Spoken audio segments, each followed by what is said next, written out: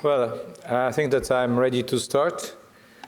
Dear all, it's really a pleasure to be with you here today. As you know, Iceland and IRENA are working together for a long time, so for me it's special to be here, visit an old country that is friend of the agency and all of you. You know, IRENA is an intergovernmental agency.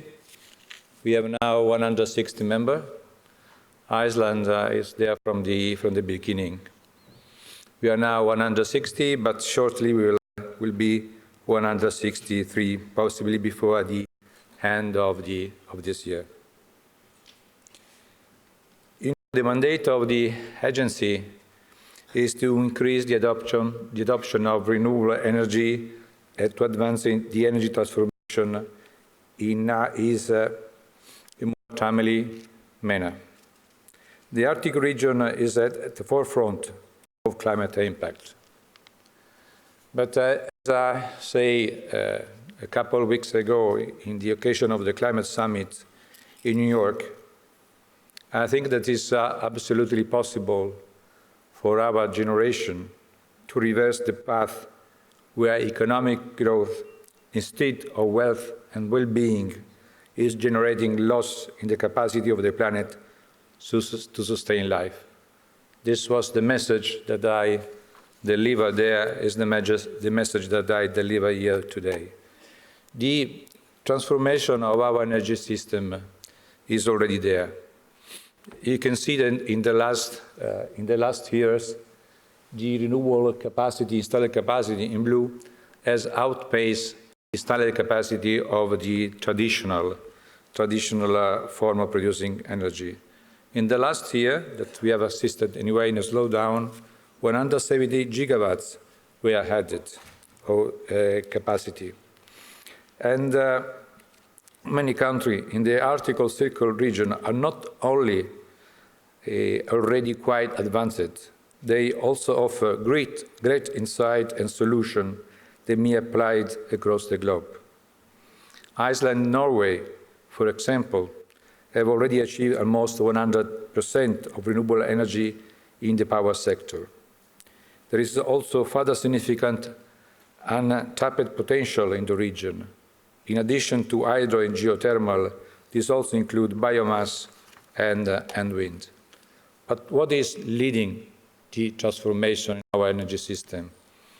In fact, the transformation we are assisting is led by the market. In the last years, in the last 8-9 years, the price of renewable at average have decreased 70–80%. In the last year, we have assisted in a decrease of two-digit, 11%. We have assisted in a recent action in Portugal, 1.5 cents for producing kilowatts of solar energy. In the UK, 2 weeks ago, the action on offshore wind has shown a decreasing cost of 21% in respect to the previous action. Our estimate is that over 3/4 of the onshore wind and 4/5 of the solar PV project capacity to be commissioned next year will produce cheaper electricity than any coal, oil, or natural gas options. This is also the case for most of the countries of the Arctic region. But renewables are good not only for the environment, they are also good for society. In the transition that has to be just, we are all looking to a just transition. The jobs are not declining because of renewables, they are increasing. In the last year, 700,000 jobs have been added. In total, in the last years, 11 million jobs have been created. And what is important to notice that in the renewable field, the gender balance is much more respected than in the traditional approach. Where we have to go? If we want to maintain the increase of the temperature in a spectrum that is not causing damage and disruption to our society, we have to, instead of the recent historical trend, to go for a scenario of rapid decreasing of the CO2 emission.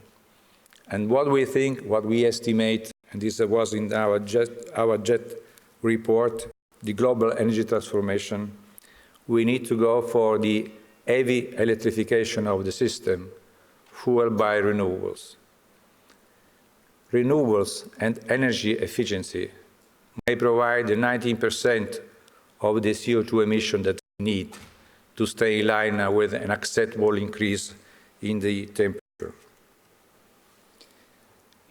And Iceland, some countries in the Arctic region are at the forefront of decarbonizing the end-use sector, because the electrification not cover certain kind of sector like buildings, sometimes cities, industries, and transportation.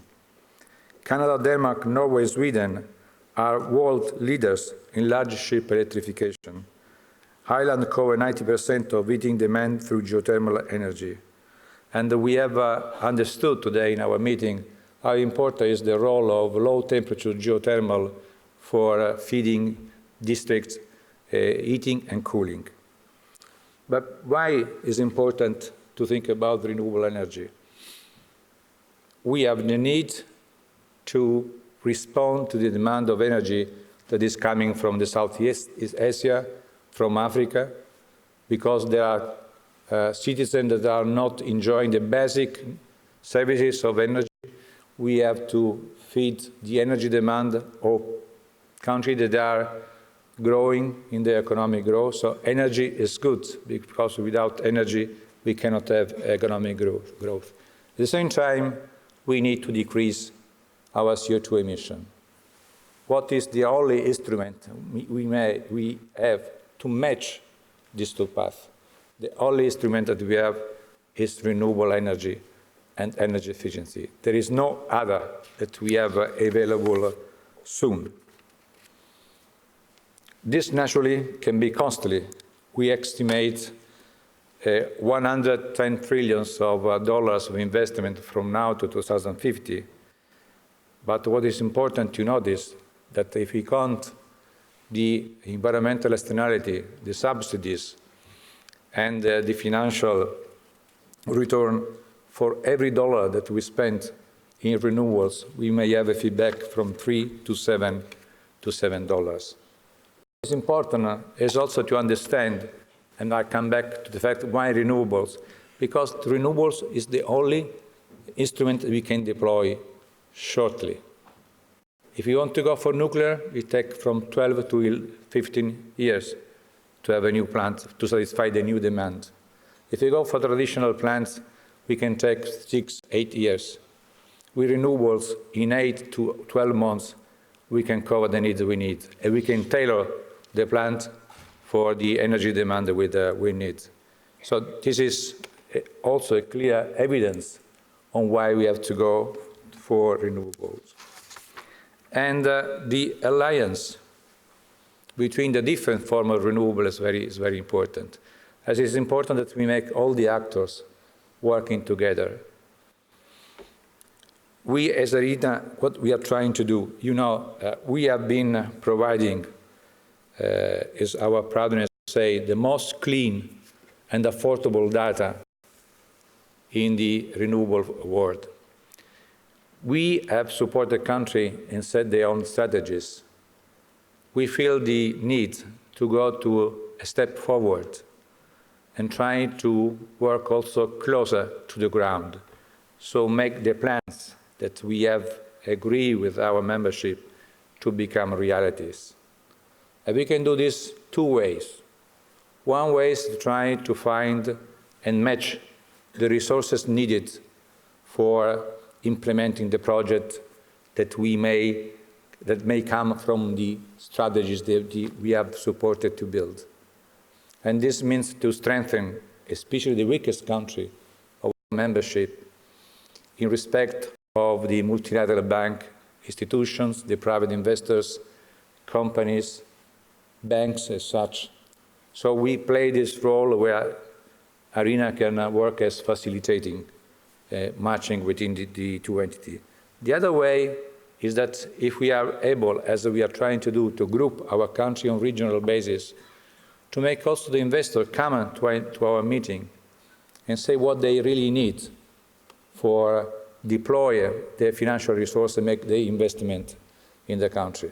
So we will have these two ways to work together, organizing our activities on sub-regional, regional basis. In this respect, we announced in the occasion of the Climate Summit this innovative platform that has been built by IRENA, by the United Development Programme, UNDP, C4All, and the GCF. It's a climate platform that I hope will attract the attention of the public as of the private. We hope that this gives us more strength to make the dreams and the goals of our membership to become reality as soon as possible.